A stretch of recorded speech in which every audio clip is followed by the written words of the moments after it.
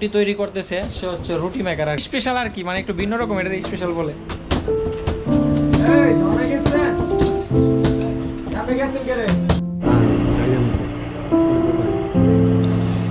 আমরা নাস্তা করতেছি,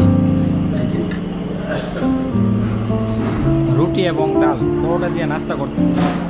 সকালে এটাই আমাদের নাস্তা, এবং 0 পয়েন্টে আমরা গোসল করে এবং কয়েকটা জায়গায় স্পট আমরা হাইকিং করব, করার পরে দুপুরে এসে আমরা খাবার খাবো।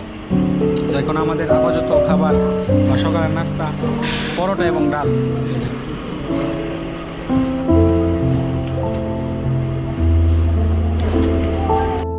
আমাদের বিল কত হচ্ছে ভাইয়া?